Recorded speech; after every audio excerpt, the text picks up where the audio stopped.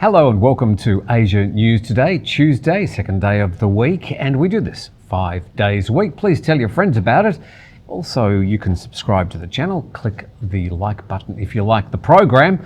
All that out of the way, let's get started. Well, the Philippines and the US kick off a week of military exercises. The yen at a 7-year low against the USD. Indonesia's biggest petroleum company is looking to buy crude oil from Russia. And Singaporeans can take off their masks from today, but most of them are leaving them on. All that and more in today's Asia News Today.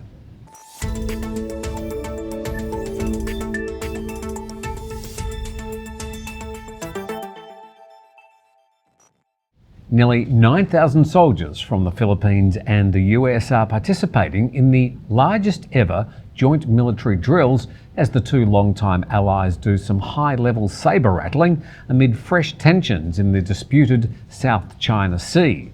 Filipino and American soldiers will take part in the 12-day military exercises across the main Filipino island of Luzon. The Philippine military chief welcomed soldiers from the US and around the region at yesterday's opening ceremony in Manila, saying that the largest display of Balikatan war games reflected the deepening alliance between the US and Philippines.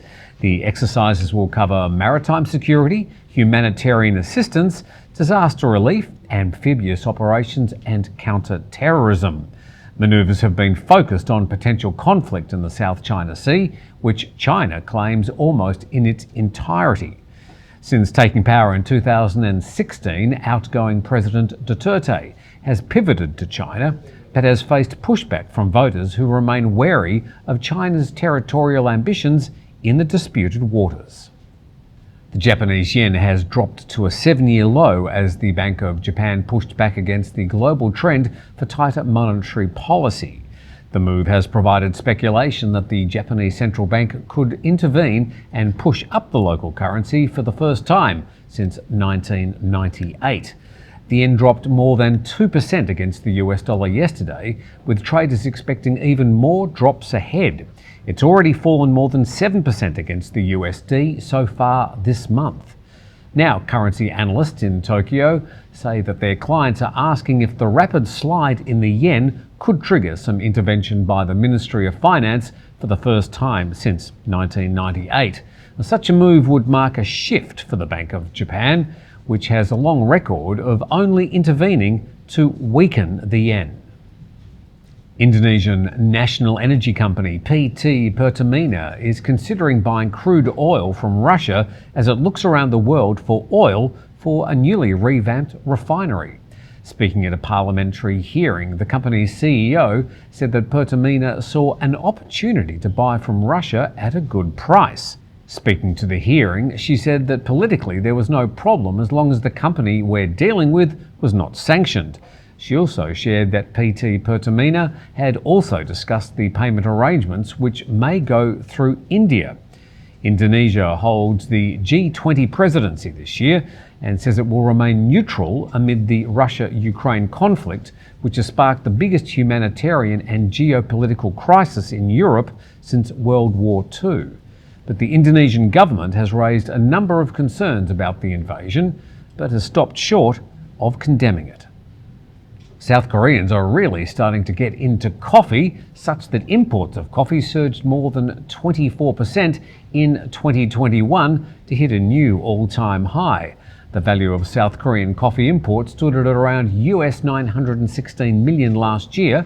That's up 24% from the year before. It's the first time that South Korea's coffee imports clicked over the 1 trillion won level in terms of the local currency. Last year's consumption of coffee was up nearly 13 times compared to 20 years ago. I'll drink to that. Good Morning Thailand gets up to 80,000 viewers per week, and we'd like to weaponise our audience for you. That's right. So if you have a business or property or even your house that you'd like to sell. Private yacht? Yeah, we could be in space. I'm not sure about space. Well, all you have to do is contact us on info@thethaiger.com, and you can hire us up to a day or even a week, and we'll go to your property and do the show live. Good Morning Thailand, coming your way. A member of the Vietnam PM's Economic Advisory Group says Vietnam is not pushing itself enough as a safe tourist destination, despite having one of the highest vaccination coverages in the region. He says that Vietnam is still timid and not really confident in reopening. He directed much of his criticism at Vietnam's Ministry of Culture, Sports and Tourism, saying the ministry needs to have a clearer, more proactive roadmap that tells the world that Vietnam is a safe destination and ready to welcome back foreign tourists. He said Vietnam's been far too cautious as it reopens tourism. Vietnam has so far offered a visa-free policy for citizens from just 13 countries for a maximum of 15 days. He said the Vietnamese government should grant a visa exemption to more countries and prolong the stay of tourists to lure more travellers back to Vietnam. Citizens from only Belarus, Denmark, Finland, France, Germany, Italy, Japan, Norway, Russia, South Korea, Spain, Sweden and the UK can visit Vietnam for up to 15 days without a visa. And the country also has bilateral visa exemption policies for ASEAN co-members, Chile and Kazakhstan. Public transportation between Malaysia and Singapore is set to return to near normal from this Friday, when the two countries officially open their land borders for all travellers. The Malaysian Transport Minister noted that this will apply to public buses, express buses, tourist buses, worker buses and taxis. Starting April the 1st, both countries will allow a fully vaccinated traveller to cross the land borders without having to undergo quarantine or present any COVID tests. Now, just a note to foreign travellers wanting to cross the Malaysian-Singapore border, you'll need to ensure you have the My Sejahtera app on your smartphone and that you meet all predetermined travel conditions. Travellers out of Singapore should also have the Singapore equivalent. Now, check the details before you travel in the early days of this border reopening.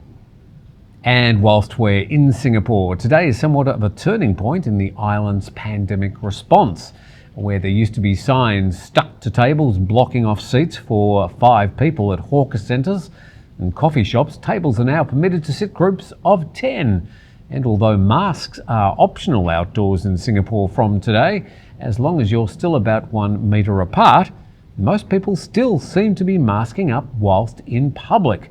Now, these pics from Channel News Asia show that Singaporeans are going to be slow to lower their face masks, a situation we predict we'll see around much of Asia, where the wearing of face masks even before the COVID pandemic was a reasonably familiar sight.